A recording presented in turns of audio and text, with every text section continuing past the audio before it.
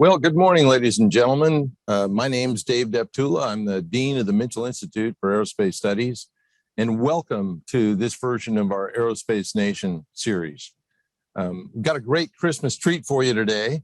We're pleased to have with us General Jeff Cobra Harrigian, the Commander of United States Air Forces in Europe, Commander of United States Air Forces in Africa, as well as the Commander of Allied Air Command. And he also serves as the Director of the Joint Air Power Competence Centre in Europe.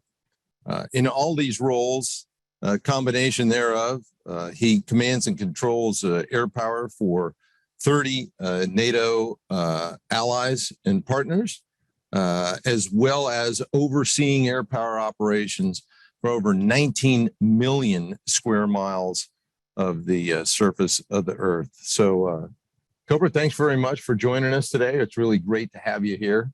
And what I thought I'd do is kind of kick this off by giving you an opportunity to tell us and our audience a little bit about what's on your plate and what your priorities are for those areas that I talked about that you're responsible for. So over to you. Well, first, thanks for the opportunity to be here with you. And let me take this opportunity to thank Mitchell Institute for all you do for our airmen, our families. Appreciate it. I can certainly tell you that overseas, it's much appreciated, all that you do. And so from our perspective, you know, it really starts out with our number one priority revolves completely around our people and how we make sure we take care of them. And as you know, with your time overseas, it really has been a challenge as we've worked through COVID and the myriad of operations that we've accomplished while doing that. But I would tell you that they have continued to demonstrate resiliency that you would be proud of, and I know our nation is proud of. But it takes a dedicated effort from our leadership to continue to get after those particular issues that our families need overseas, what our airmen need to have the appropriate resources to execute the mission sets that are asked of them, which naturally then leads into my second priority, which has to do with our readiness and ensuring that collectively across our force, whether that be our fighters, the tankers, the air ground ops wing, and all the components are ready for whatever contingency that may occur. And that, you know, could largely be focused there in the European region, but we can't remember that or forget that we have our folks down in Africa, and ensuring that they're resourced and they have the proper equipment to do what we're asking them to do, because some remote areas, very expeditionary down there, and ensuring that as we look at their force posture, where we've got them laid down, that is, again, in alignment with what the AFRICOM commander is looking for, but at the same time, making sure that we're taking care of them and that rotational requirement. The third piece comes down to, I would call it more broadly, our posture. And I think, you know, as you and DC have watched our global posture review and where we've gone forward with respect to that, it is a key piece of what you see us do every day with respect to assuring our allies and partners, executing the deterrence missions that are incredibly important to us as a nation. And that means that we've got to be in the right places at the right time with the right capabilities. And so that is something that we're constantly working on. And I think we'll talk a little bit later about agile combat employment and what that means to us from a posture perspective and what we're thinking about that. My fourth priority is one that I know you're quite familiar with, but in our neck of the woods, it's all about partnerships, whether that be the alliance and NATO, the partners I'm working with down in Africa. And let's not forget those that are not NATO up in the high north, as you've seen, you know, with what Finland just decided to do, and the Swedes, great partners that I think it's incredibly important that we continue to build the interoperability, the tactics, techniques, and procedures that are so integral to what we do every day. And if we're not working that on a daily basis, then when, you know, crisis happens, we'll find ourselves in not a good place. And I would probably say most importantly that what I would tell you is this isn't just at my level. I mean, this is down at the squadron level, the NCO level, building that trust and confidence across the force such that when we pick up the phone, We know who we're talking to. We've built those relationships, and it's not a, follow us. It's a together. Right. We're going to go execute these missions. So really comes back to people, readiness, posture, and partnerships. And those are the four things that I'm really focused on. Well, very good. Appreciate that rundown. So before we jump into the audience questions, I've got a couple for you myself that I'm sure is on the tip of the tongue of many out there who are watching us. This past August to October, you supported what essentially was the largest humanitarian airlift of personnel. Cargo is still held by Operation Unified Assistance. But could you give us a little insight on that operation and what its impact was from your perspective? Yeah. So first, I have to tell you, I couldn't have been more proud of the way all of Usapi pulled together to make this happen. I think everybody recognized that it happened very quickly. We had minimum time to prepare. But to me, it demonstrated the agility and capabilities that are inherent to our Air Force. Some of those capabilities that you just talked about in terms of your priorities. Yeah, exactly. And, what I would highlight first is you look at, thank God we had Ramstein. We also used Spang Dahlem because Spang had a large air mobility ramp that we had anywhere from 10 to 15 large wing airplanes every day. And we were able to then manage what was, frankly, a little bit of an unknown in terms of the flow that was coming our way from Afghanistan. Right. Now, probably not told as widely was when we first got notice, we had about 2 days to prepare. And again, there were families out there with their teenagers helping us build tents. Wow. It was incredible. Yeah. I mean, they came out of the work. It was one of those, hey, we need help. And people showed up. And then we started to tailor the force from inside Usapi. There were no RFFs. We had no time to go back and ask Big Air Force for help. We were going to lean into this together because that's what the time frame we were operating under with. So then as we set up the tents and, if you think about the basic needs that anybody's, food, water, hygiene, medical, those types of things, that we had to, that was all constructed from nothing.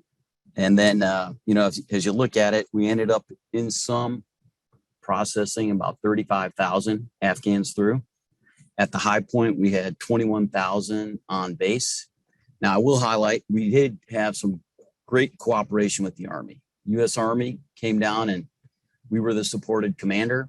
They rolled in, provided severance soldiers, opened up Ryan Ordnance Barracks, and we balanced between Ramstein and Rob, as we call it.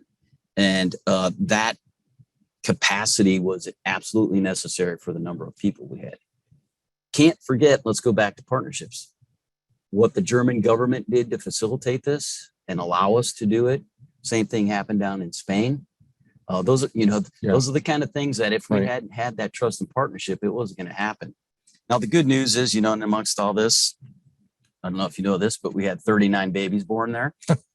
No, I didn't. And the unique part of it, as Kathy and I walked out in the flight line, was 40% of them were kids. Wow. So my point to the American public is there are going to be great Americans that felt the love of our airmen who were fundamentally key to the success of bringing them in, wrapping our arms around them, telling them we're going to take care of them, and then get them on airplanes. Even after we had a little, we were going through vaccinations and we had to do the right things to get them back to the States. But that was done by our 18, 19, 20-year-old airmen who had support from our German friends. We had all that going on. And I guess the last point I would tell you was, because this is pretty cool, needed donations, right? These Afghans came off the airplanes with clothes on their back. And so they started with the first sergeants, and the spouses said, we got this. And they generated over 100 tons of clothing, pretty much any diapers, or Right. anything you could name with. And they built a system where they brought it in, then they divvied it out such that when an individual walked off the airplane, they went, here's your bag of clothes. And then as it got colder, they went back out and said, here's your winter clothes. So Wow. from the heart Yeah. of what, not only Americans, because we had Germans and we had people come in from all over to help us. It was an incredible story. And that's beyond, I quantify that as the human piece of it, because that's beyond just the airlift and the command and control that was required. And so my hat's off to the entire team. I'm hopeful someday they, will kind of get beyond the politics of it all. There's a great story there. Yeah. And we're going to have some young Afghan kids that show up in America that love America. Yeah. For the way that they got started as they came across the pond. Yeah, no, thanks for that, because what you spoke about before in the context of partnership and people, and it's an intangible, but it's a very, very important one in the context of what you just talked about. So let me kind of segue off of that in the context of partnerships, but also bring us to the fact that you recently stood up first F-35 U.S. unit at Lakenheath. And could you comment a little bit, not just on that significance, but also the significance of having partners and allies operate this fifth generation system and capability all together? No, it's an exciting time for us, as you can imagine. The 495th got stood up in October, and we're looking forward to the arrival of the jets here, certainly in the near future. But to me, it really starts, and if you don't mind, I kind of break it down in my mind, at least from the strategic to the operational and tactical level. It's kind of the way that I think about it. Because strategically, think about the deterrence value of getting F-35s in theater. And as we broadly look at the opportunities that will provide us in terms of where we're going to position them, how we package them, that will be an important part of how we talk about it across really all domains, because we're going to be working with all our partners in each of the domains as well to bake the airplane into the way that we do business. Operationally, the beauty of it is the interoperability piece. And as you know, I talk with our Norwegian partners, the Dutch, the Italians, the UK. They are they're chomping at the bit to get our airplanes into theater, because it'll make it so much easier for us to do some of the things that they've seen us doing in the States. They've read about. They've had that training largely back at Luke, and now it'll be much easier for us routine to on a day-to-day basis. It'll build the muscle memory we need in theater to be able to respond quickly. And then at the tactical level, so here's what I would tell you. First off, kind of the next layer over here was we just did an F-35 users group. So we've had this meeting. I think General Walters started it right before I got there, since about 2015, 2016. So twice a year, we get together all the F-35 air chiefs to talk about how things are going. And it used to be early on, we talked about a lot of the challenges of the weapon system. It was, you and I both know, we've seen any weapon system early on. So we just had our last meeting. We did it in Israel. And what I would share with everyone out there is we've gone from the nuances of a new weapon system to operationalizing it and normalizing it. So the Italians came and talked about Falcon Strike, an exercise they did that was, I think it was 120 jets, where it was all about fourth, fifth gen integration. And as you watch them provide the debrief, all you can think to yourself is, 2 to 3 years, we've come a long way. We're talking about TTPs. We're talking about how to optimize not only the F-35, but the whole joint force, because it was integrated with ships, and they had the air, maritime, and space involved with all this. And those are that is the underpinning of success that an F-35 brings, because we speak the common language, and we've worked our way through many of the issues. And if you don't mind, I think it's important, because what we did was in the users group, we said, hey, We're going to talk about operational training, the infrastructure. We're going to talk about TTPs. We're going to talk about maintenance, logistics, cross-servicing, and those kinds of things that we want to be able to do as we go forward. And then the last one, which is an important one, is just the security side of the house.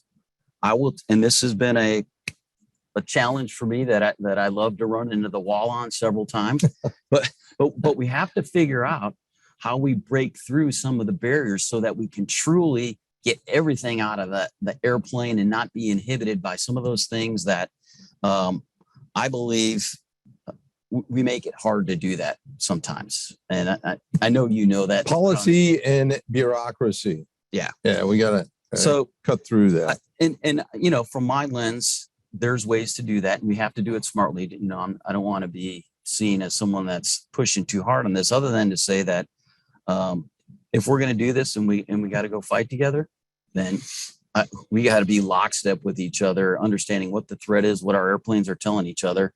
And there's ways to protect the stuff we need to protect, because they're going to have things they want to protect, and we can figure out ways to do that.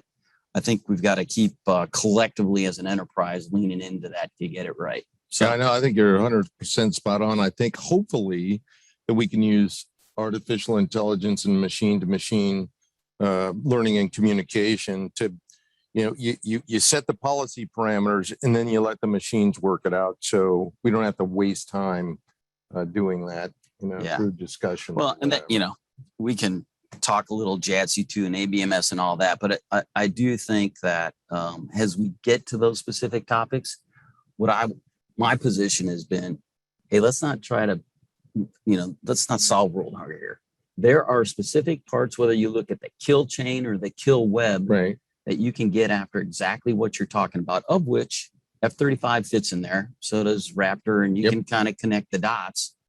But let's go figure out where specifically we need to solve those machine-to-machine problems, and then get the right people on them, and incrementally over time build that out such that we achieve the longer-term roadmap that, you know, you tend to see in the PowerPoint slides that maybe, you know, their vision, it's good, but, you know, I don't disagree with that.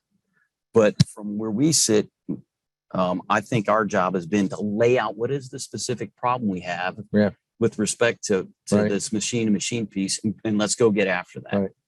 Because I think we can solve those. Well, that's great to hear. And maybe when we get rid of finally get rid of some of the encumbrances like JPO, which needs to sunset sooner than the 5 years that's in the NDAA, but at least it's in there now. So let's transition a bit to one of the topics that you alluded to early on, and that's this whole notion of agile combat employment.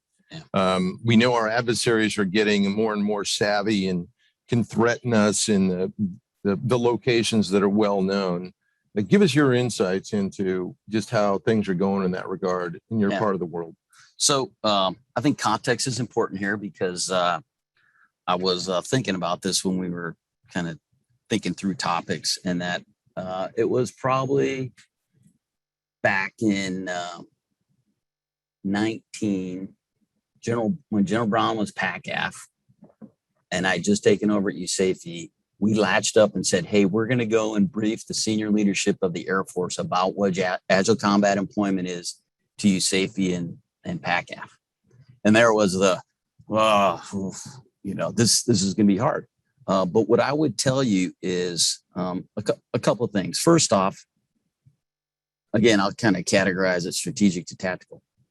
We needed to generate dilemmas for the adversaries. What you know, but we know we got to do it different and slightly different in Usapi than they're going to do it in PACAF.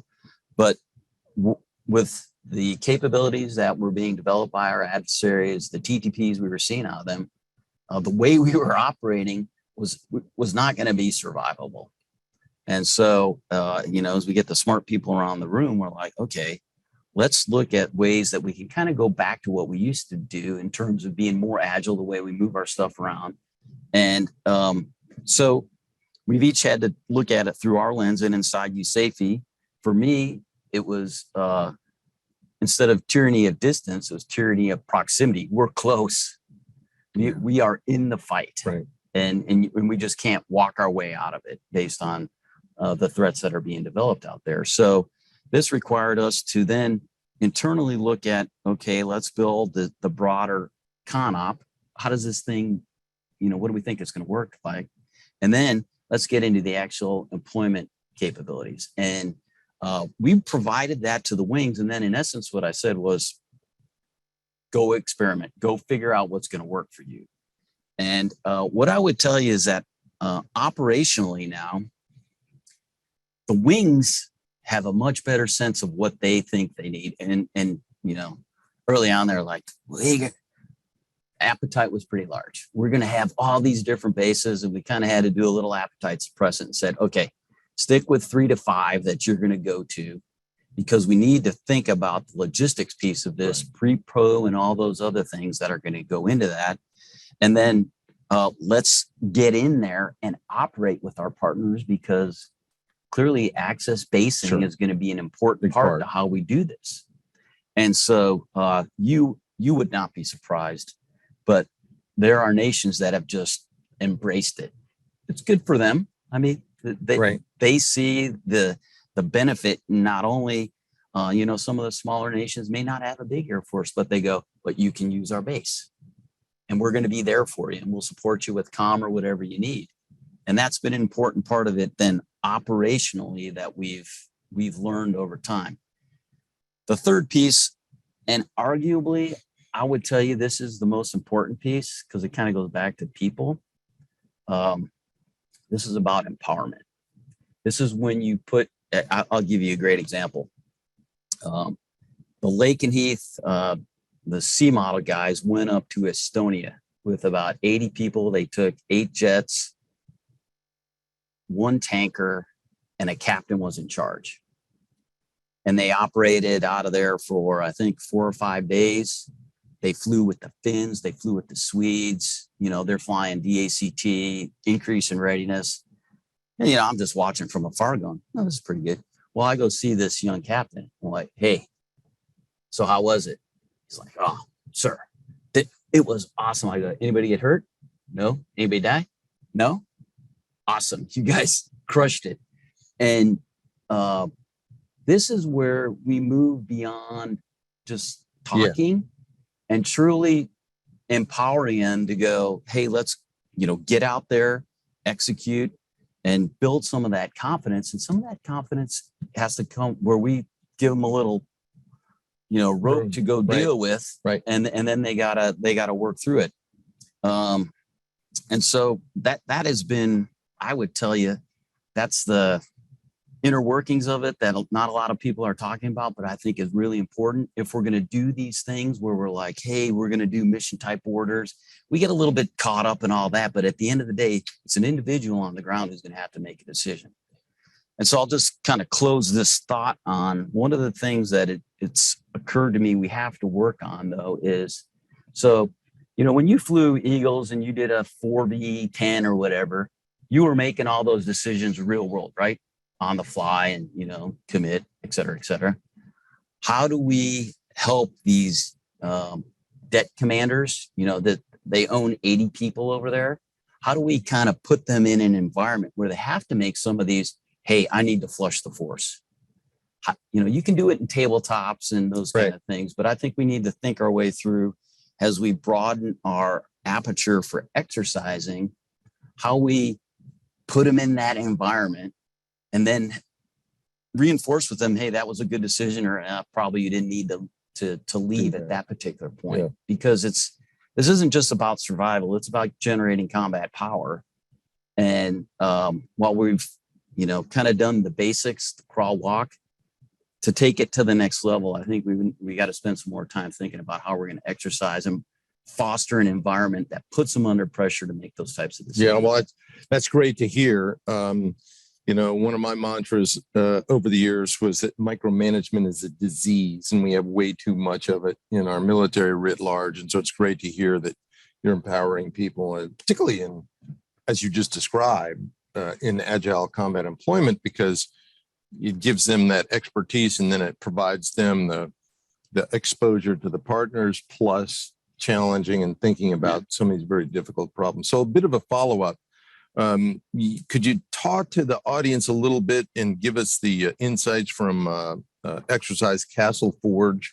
I don't think the audience is probably familiar with that, but what happened there? What's that all about? So the big idea here was we had done most of our agile combat employment internal to Usapi. So our wings had been moving around, working through their TTPs, the logistic piece of it, et cetera, et cetera. And what we wanted to test out as we continue our drive towards IOC was to bring an ACC unit in and bake them in and see how the training that's happening in CONUS, how it fits into the way we do business. So we brought them in to Greece and then had them move across the AOR to multiple locations. They were fighting all kinds of different, from the Med in the Black Sea.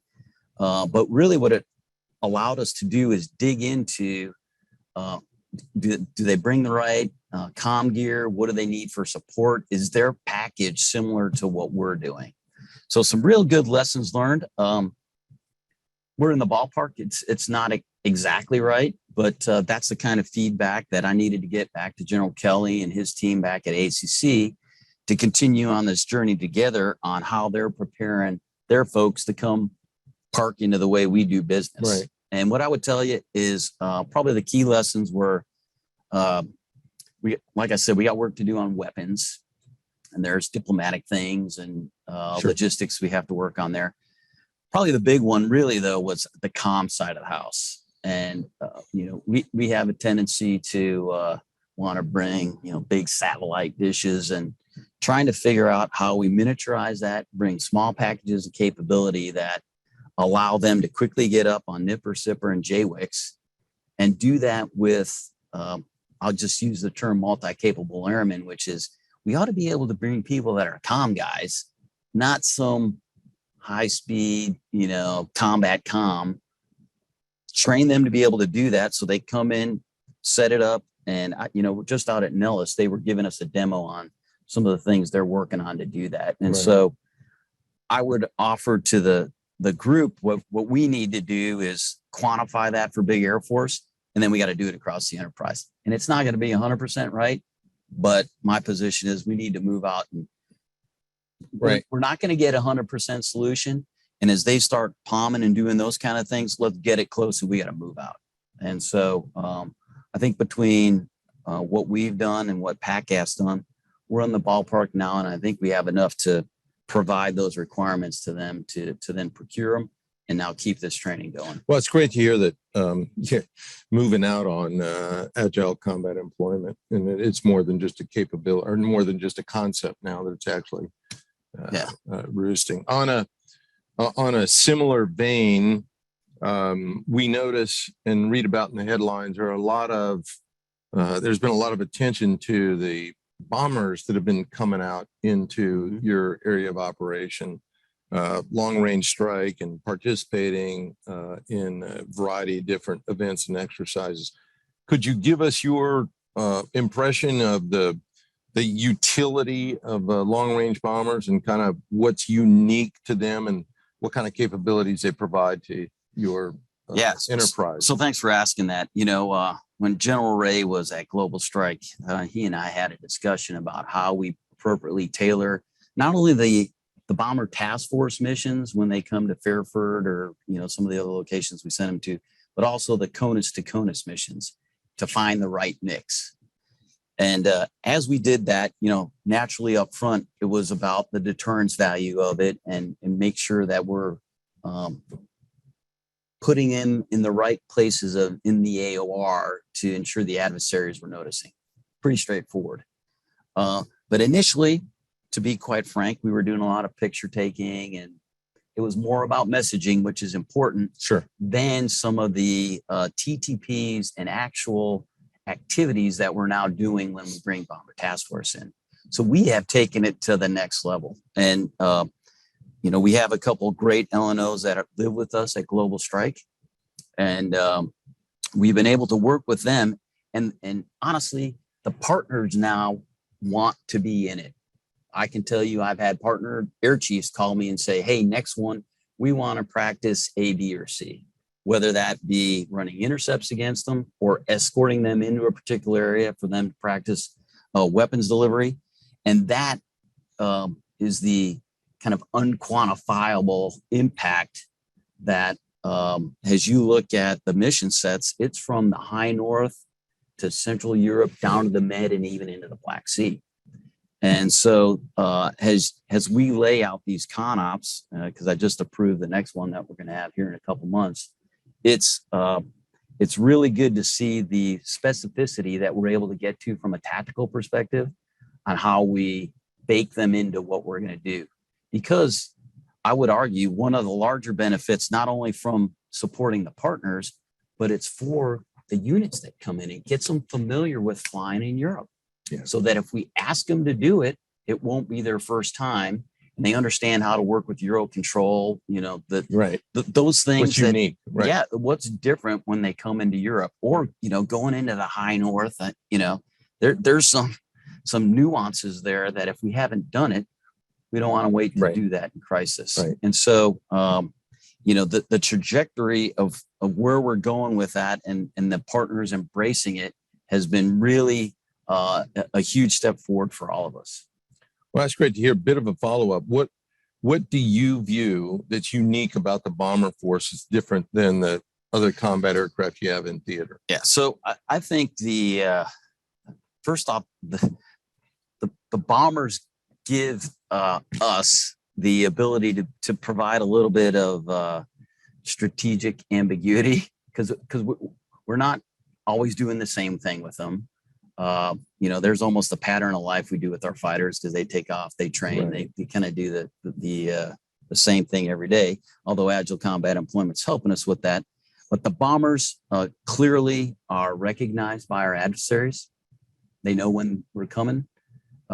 They also recognize that what we're training from a standoff perspective is an area that, for me, it allows us to refine our targeting. It has a deterrent value that I would offer is hard to quantify. Sure. It's one of those assessment areas we have to continue to pick at. But frankly, we get our best feedback from the partners who are very familiar with what the adversary is thinking and seeing. And that's the best feedback right. that we get with respect to the impact of what the bombers bring to us, which we don't get with our standard fighters. Got it. No, that's very good. So let's turn to a topic that is exploding in the news. I don't think that's an understatement. Driving in today, I tend to listen to all the different perspectives out there, but it's generally on every station. That's Ukraine, and the threatening buildup that Mr. Putin has instigated. And we know that you can't talk about specifics with respect to contingency planning, but can you give us a little bit of a feel of where that sits on your priority scale and some thoughts surrounding the situation?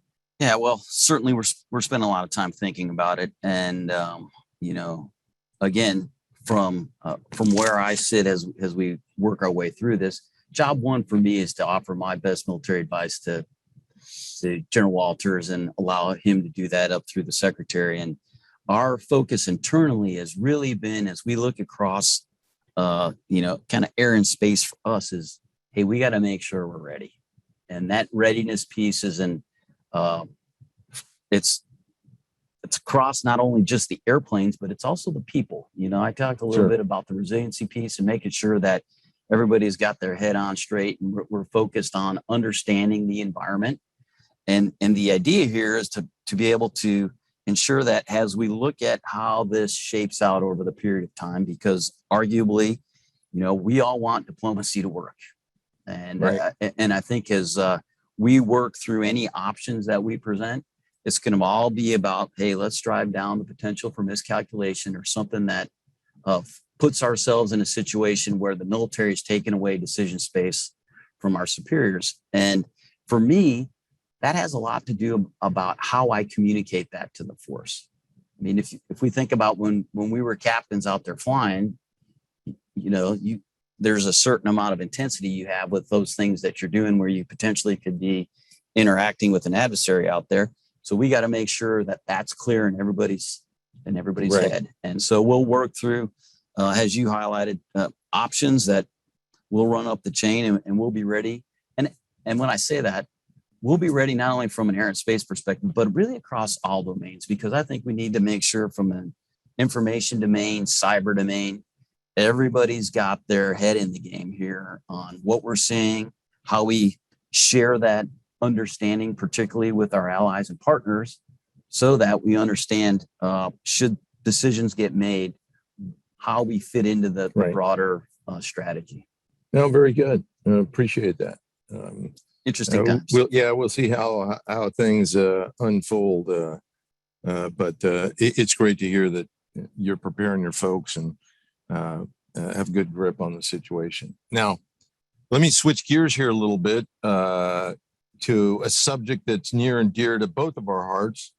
For our audience, this past Saturday saw the graduation of the last F-15C weapon school class out at Nellis Air Force Base. And this past Friday, General Harrigian and I participated along with 500 of our brothers and sisters in a celebration of that event. And I would tell you, showing my age a bit, but I was a graduate of the F-15 weapon school course in 1981, and Cobra was in 1995. So he was there and spoke at the event. Could you share with our audience some of your thoughts and feelings about seeing the F-15C weapon school sunset and what that means for the future? Yeah. Well, thanks. And it was great to see you out there and see, as you said, a lot of folks we hadn't seen for a long time. But, for me, as we sit here today, number one, what I would tell you is no group of people understood or understand air superiority better than the F-15Cs. Now the Raptor guys are in there, but because I was one of those guys too. But at the end of the day, that foundation for me was built in the C model community. And what I would offer to anyone who's listening is we cannot lose that as we go forward as an Air Force, as a joint force. Understanding job one is air superiority cannot be forgotten. And just because we're, the C model weapon school is going away, which makes sense. I mean, we got to go Sure. there, but we cannot lose that DNA because that's what we do. And I think, at least looking out the crowd, and you saw the young patches, I have great confidence they'll do that.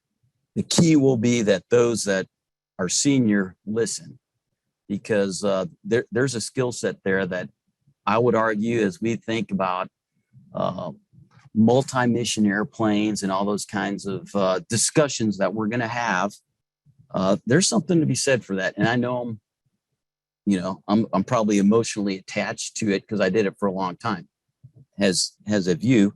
And it's important to recognize that it's key to our nation. It's key to what we do. And this, the second thing I would tell you is when you think about the weapon school and the leaders and the folks that, have come from that institution and that organization, that really, you can have a mission set, but you got to have people that are willing to stand up and offer an argument that's unemotional. It's underpinned by logic and is presented in a way that's thoughtful. And that's what I see of those that came from the C model community. And they're, I don't want to, it's not denigrating anybody else, but, I have a certain amount of pride for the way that they did that. And to me, and I don't know what you thought about it, I thought it came from the way we briefed, executed, debriefed each other, and then drove standards that if you didn't meet the standard, hey, you go do it again. And that's okay. We'll get you to the standard. And finding ways to teach people in a manner that brought their game to just levels that you didn't even think you could get there. Yeah. That's what happened in that Yeah. that little bubble we operated in, and that was the beauty of the place. Yeah. And then at the end of the day, when you talk about being a good wingman and taking care of each other. That community, we were small. I think there were like 500 graduates from. I think that was about. It's about ballpark, a little bit less than that. But yeah, over 40 plus years.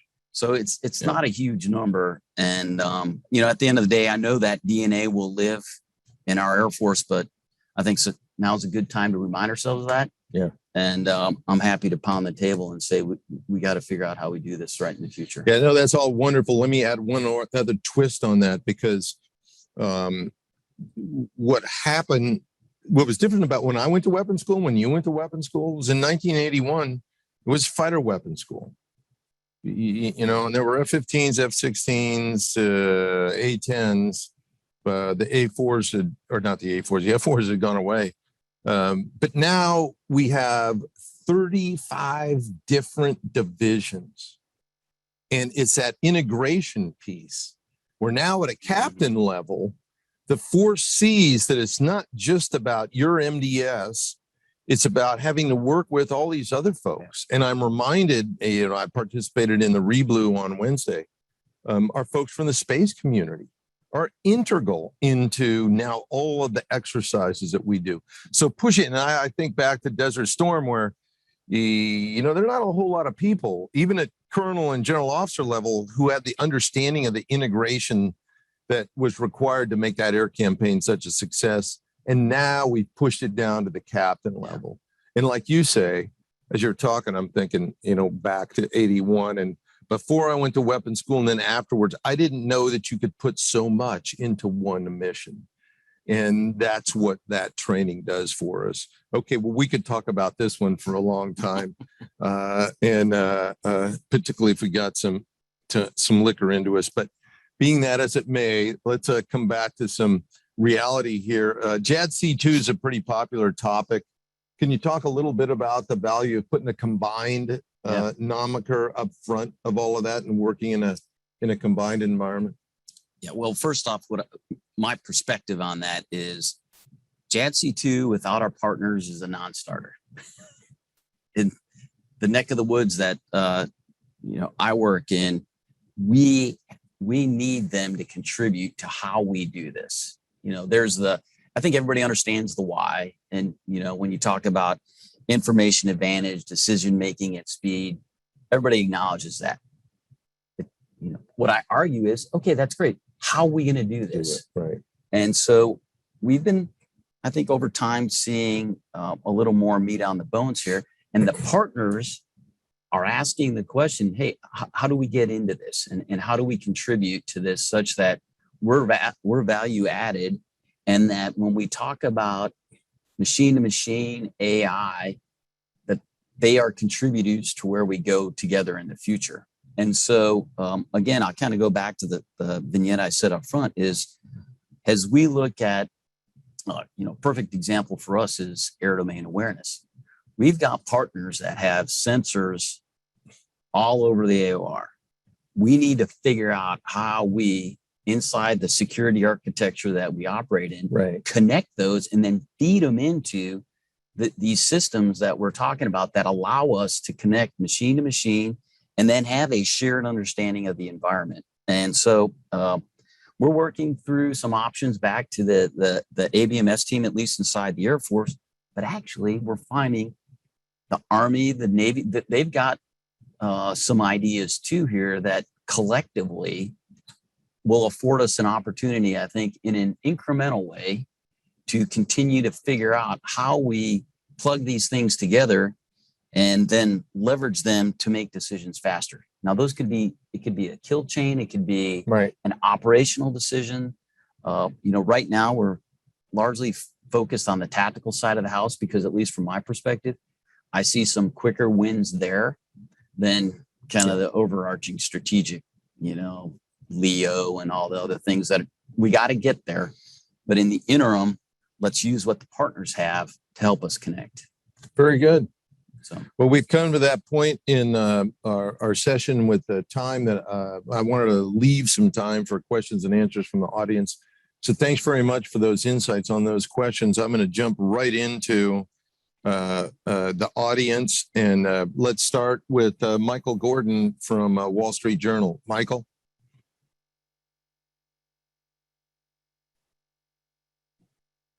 Can you hear me okay now? Yeah, we got you now. Go ahead. Okay, sorry, I had to unmute. General Harrigian, I have two questions for you, please. Obviously, as Dave mentioned, there's a lot of media attention and governmental attention to the massing of Russian forces near Ukraine. What is the Russian Air Force posture? What are they doing that's different from normal? What units have been moved there? What capabilities are you concerned about, I guess, in terms of the Russian Air Force and their UAVs? And, how much are they doing something differently now from the air perspective with regard to Ukraine than they have done in the immediate past? And I have one quick follow-up. Hey, thanks for that, and great to hear from you.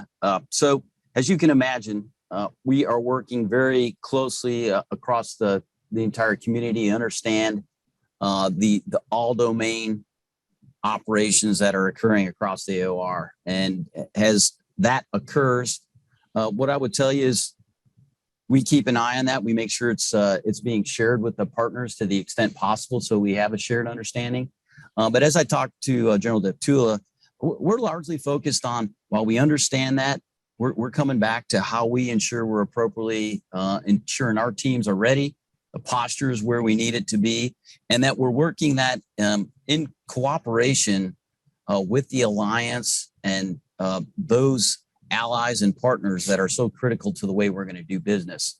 And so, my take is while we do this from a U.S. lens, the partners also have great insights that should something change in terms of what they're seeing, they're going to communicate that to help us all have a better understanding of what options would then be available to us. Let me ask my follow-up, please. How do you assess Ukrainian air defense capabilities, and what do you think might be done if one wanted to improve the deterrence by improving Ukraine's air defense capabilities against a prospective Russian threat?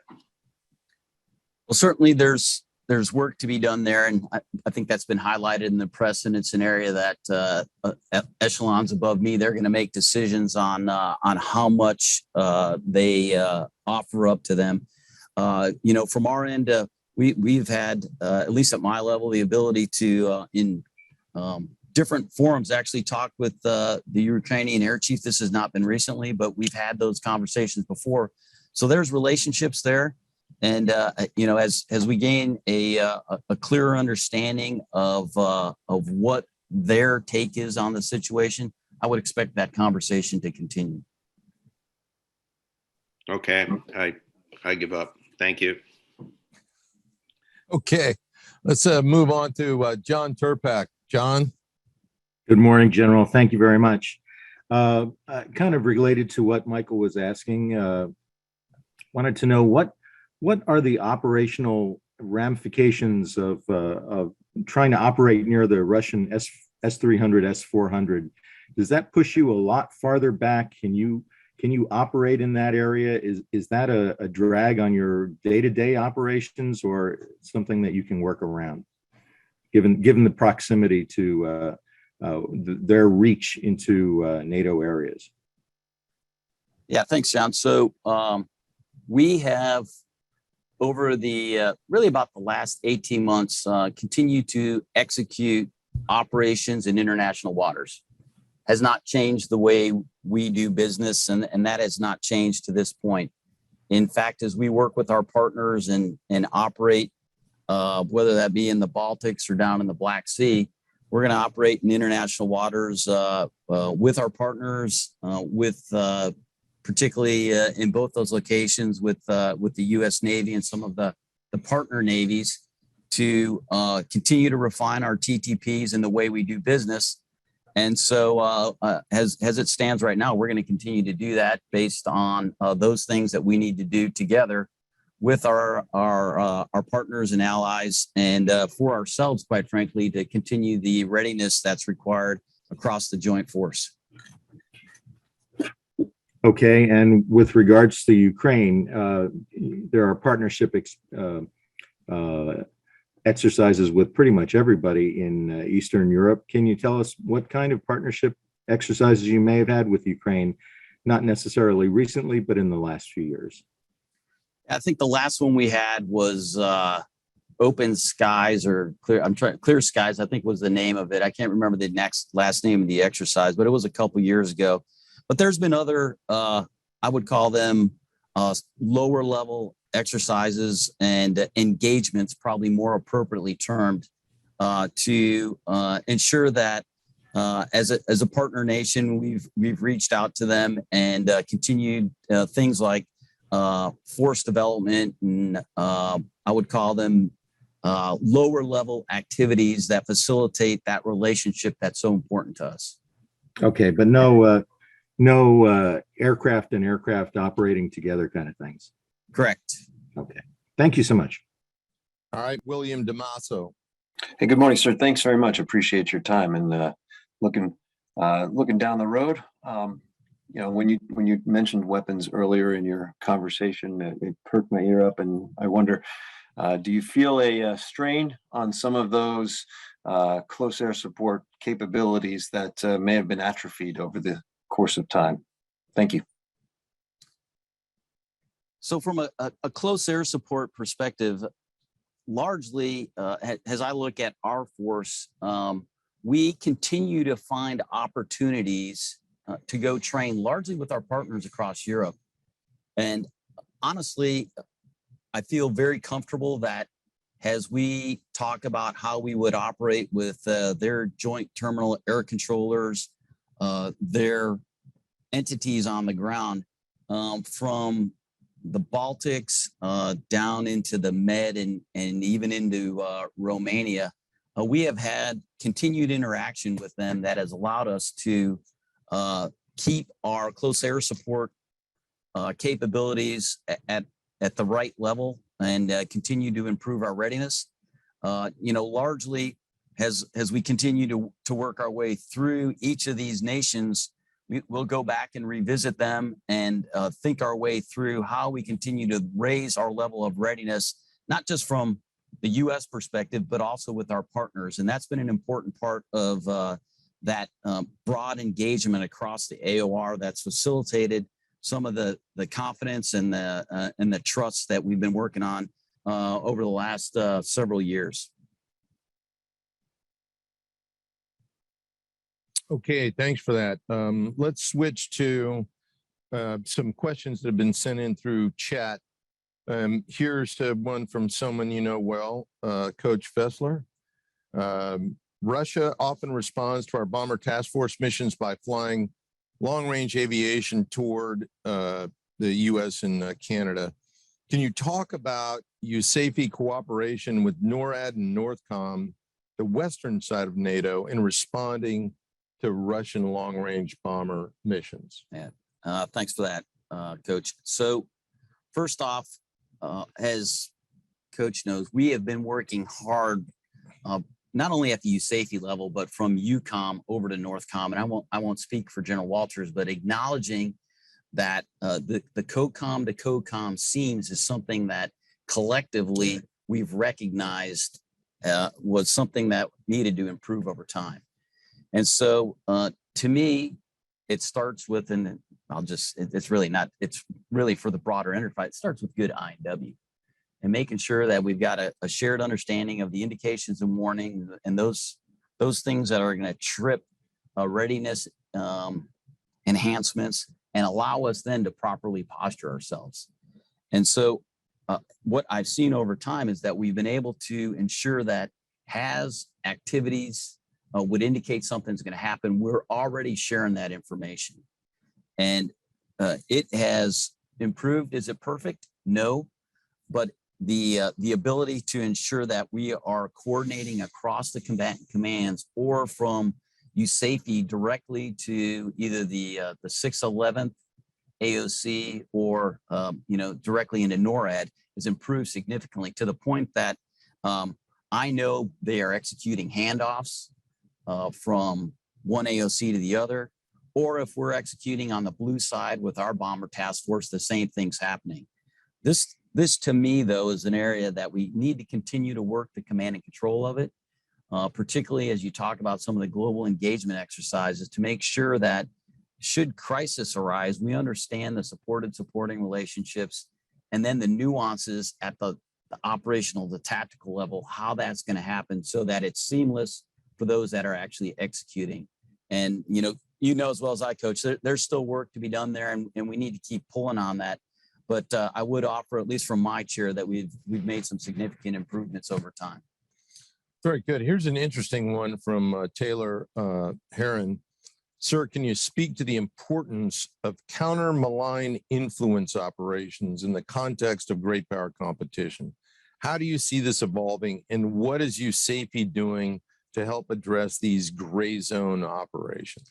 Yeah, that's a great question. And what I would start with is, first off, the collective, we need to acknowledge that this is part of the operational and strategic environment we're working in. And while we've acknowledged that, I can tell you, Usapi, we stood up an A39 directorate to work some of the messaging. Typically we used to rely on largely public affairs, and it was kind of in that lens. And now acknowledging that, hey, these gray zone activities are going to occur across all domains, and we've got to make sure, particularly in the information domain, that we're aligned with the combatant command, the other components. And then what I would highlight is there's some policy pieces we need to work our way through here, which is, are you going to be proactive? You want to get out in front of this to try to shape the message. And some of that, it takes some time, and there's going to be some learning across the entire scheme of operations that could occur there. But as we're seeing it right now, particularly in the environment that we operate in, first you got to recognize it and then have a strategy for what are the options that we want to present to try to inform policy, which would then give us some decision space to operate in. And so I can share with you that, in Africa, we've made some progress there. We've been able to expose some malign activities and demonstrate that here's the truth. This is actually what's happening. But at the same time, there's plenty of work to be done here, and shaping this in a way, because a good example is, so when we do agile combat employment, how do we align that with information ops and operating in that zone? And so we've been doing some work with Headquarters Air Force on how we bake some of that into the actual CONEMP to then take that on and operationalize it. But it's an area of a lot of growth for us that we'll keep working on. It's a fascinating subject, and as you're talking, I am reminded that our four pillars of security, diplomacy, information, military, and economic pieces, the United States of America has cabinet level organizations for 3 of those 4, and the one that it doesn't have is information.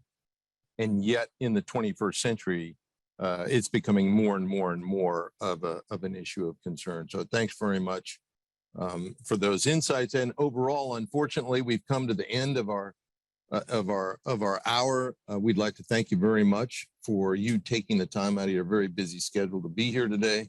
It's a great pleasure to be with you out at Nellis, celebrating the end of an era. But we wish you all the very best in your endeavors ahead. Challenging times, we know.